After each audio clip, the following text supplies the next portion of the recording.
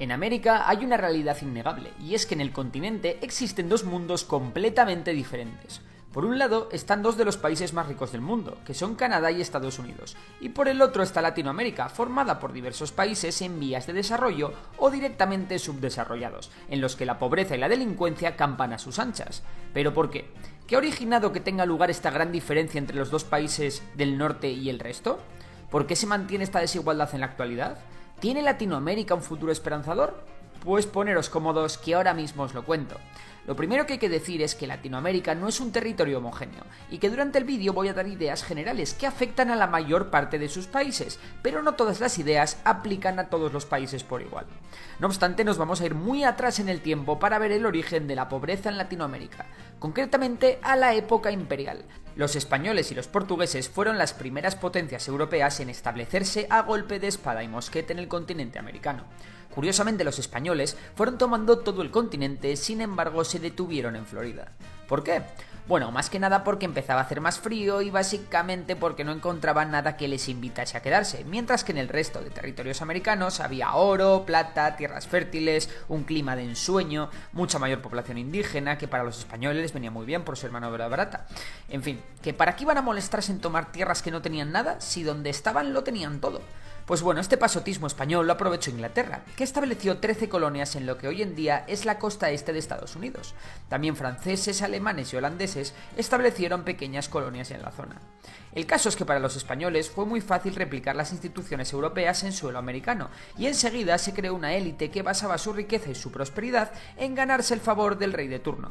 Es decir, el rey te permitía mantener tu posición social, dominando minas, terrenos o ciudades, y a cambio tú muestras plena lealtad, algo de oro y mucha obediencia. Este sistema, unido a que en los territorios españoles de América había todos los recursos naturales que te pudieras imaginar al alcance de la mano, hacía que las élites españolas o descendientes de españoles no tuvieran ningún incentivo a invertir, tomar riesgos o innovar para mejorar la productividad. Es decir, en lugares como México, Perú, el emprendimiento no era una condición necesaria para el progreso del individuo. Por cierto, todo esto se aplica igualmente a los dominios portugueses. En cambio, en las colonias inglesas pasaba todo lo contrario. En los territorios de las 13 colonias apenas había nada, ni árboles frutales por doquier, ni tierras especialmente fértiles, ni mucho menos metales preciosos, al menos de fácil extracción. Por ello, mientras que para la corona española sus posesiones en América eran la gallina de los huevos de oro, e institucionalizó e intervino toda la extracción de recursos, Reino Unido apenas miraba para sus colonias americanas y dejó una gran autonomía a sus colonos en la zona. Y claro, como hemos dicho ya, en esas tierras no había nada, por lo que el colono que quisiese prosperar lo tenía mucho más complicado que el que quería progresar en un territorio americano español, donde lo único que hacía falta era ganarse favores políticos. Por ello, en las posesiones británicas había que innovar, invertir, arriesgarse, y si fracasabas, no te quedaba otra que volver a levantarte y empezar otra vez. Esto estimuló una ética del trabajo muy importante que aún hoy en día perdura. Además, la corona inglesa, por el mero hecho de emigrar allí, te iba a dar tierras para que pudieses tener un sustento sobre el que basar tu progreso. Pues bien, cuando las cosas empezaron a ir bien en las 13 colonias inglesas, la corona británica puso sus ojos en ellas y empezó a cobrar impuestos y a intentar intervenir un poco más en su economía. Vaya, parece que lo de la autonomía de las colonias inglesas se había acabado. Lo que no contaban los ingleses es que eso iba a provocar que las nuevas élites de las colonias no tragasen con estas condiciones y les iban a mandar a paseo, surgiendo así la independencia de los Estados Unidos de América. Sin embargo, la independencia de los Estados Unidos no acabó con esa ética del trabajo que se llevaba dando en la zona durante generaciones, mientras en los territorios españoles de América el conformismo y la corrupción política campaban a sus anchas. Por si todo esto fuera poco, hay que añadirle un pequeño detalle que es la religión. Los territorios portugueses y españoles eran católicos, mientras que las colonias inglesas, holandesas y alemanas eran protestantes. Puede parecer una tontería, pero la ética del trabajo y el progreso económico eran valores muy importantes en la religión protestante, mientras que en la fe católica estas ideas no estaban tan arraigadas. Siguiendo el ejemplo de sus vecinos del norte, la mayor parte de los países de Latinoamérica se independizaron de España en el primer tercio del siglo XIX. Sin embargo, esta experiencia no iba a ser tan provechosa como lo fue para Estados Unidos. ¿Por qué? Pues hay varios motivos. El primero es que mientras que las colonias de Estados Unidos se habían federado en un país, cada antiguo virreinato del Imperio Español se separó por su cuenta. Esto provocó que entre ellos hubiera disputas territoriales, que muchas acabaron en guerras, y algo casi peor, aranceles, haciendo muy difícil a los países comerciar entre sí. Por otro lado, la mayor parte de los países de Latinoamérica simplemente dejaron de rendir cuentas a España, pero la misma burguesía privilegiada de tiempos del imperio era la que mantuvo el poder sin apenas cambiar nada. Al fin y al cabo, su porvenir lo tenía muy pero que muy bien atado. Además, muchos países independizados tenían instituciones muy poco fuertes, lo que dio lugar a un montón de pronunciamientos, golpes de estado, revoluciones, en fin, una inestabilidad política tan grande con la que era imposible pensar en el largo plazo. Todo esto, unido a que las independencias de América Latina llegaron medio siglo después que la de Estados Unidos, hizo que Latinoamérica no se subiese al tren de la revolución industrial, ya que no había ni gente capacitada ni dinero para llevarla a cabo.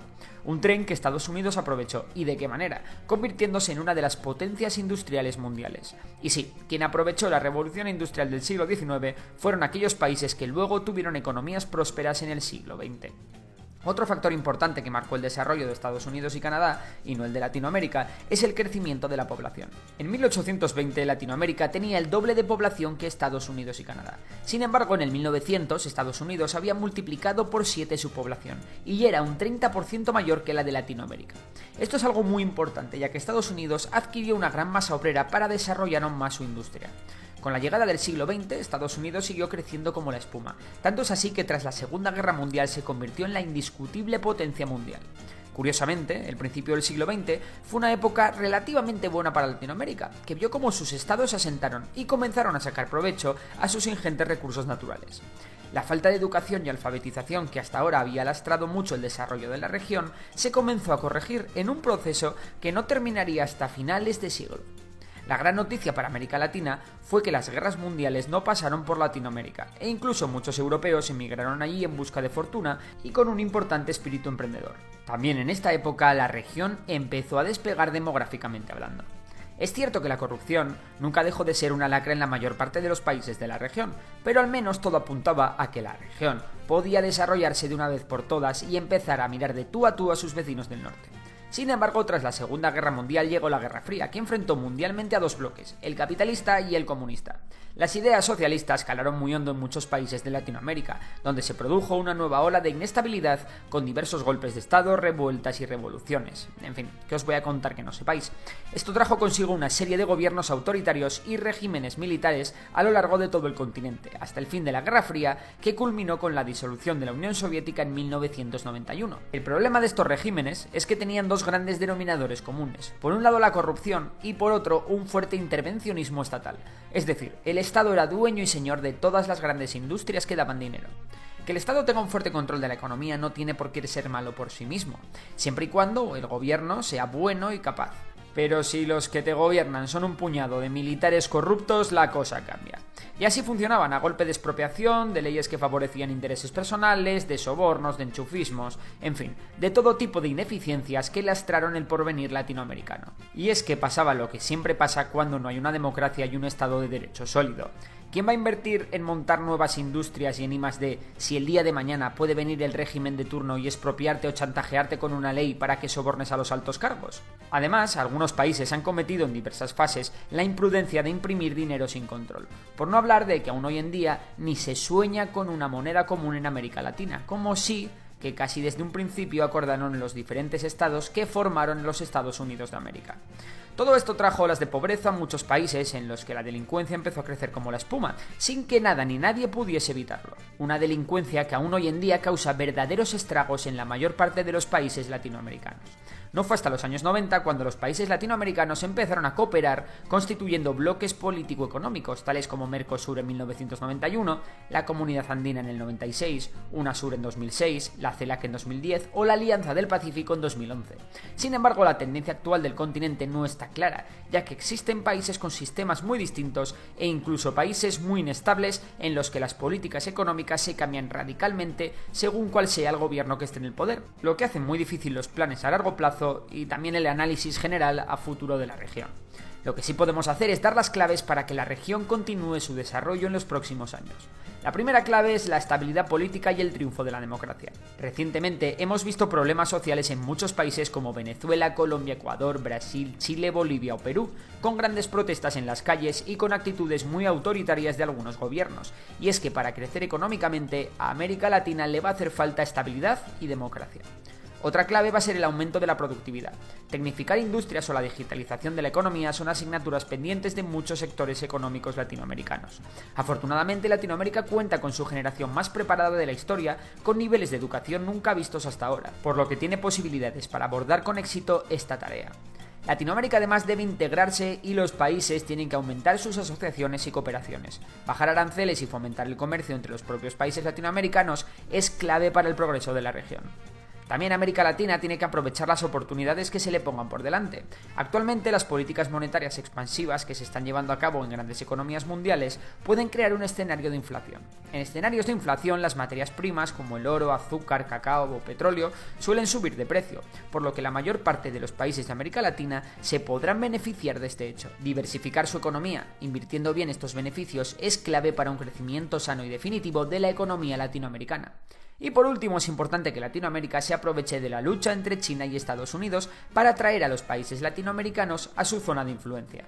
Al igual que en África, como os conté en el vídeo de por qué África es pobre, que os dejo por cierto en la descripción, China está invirtiendo grandes cantidades de dinero en infraestructuras básicas de Latinoamérica, dando un globo de oxígeno a muchos gobiernos que se ven capaces de financiar grandes proyectos que de otra manera no habrían conseguido realizar. Sin embargo, la administración Biden está muy centrada en la región y también está dispuesta a sacar la chequera para que Latinoamérica se acerque a su zona de influencia y disminuyan sus conflictos fronterizos. Para Latinoamérica, aprovecharse de esta lucha de dos colosos puede ser muy pero que muy beneficioso en los próximos años. Y de momento es todo por hoy. ¿Crees que es posible el desarrollo de América Latina como potencia mundial para competir con Estados Unidos, Asia o la Unión Europea? Si te ha gustado el vídeo, ya sabes que puedes dar a like, suscribirte al canal y nos vemos en los comentarios. Por lo demás, un saludo y hasta la próxima.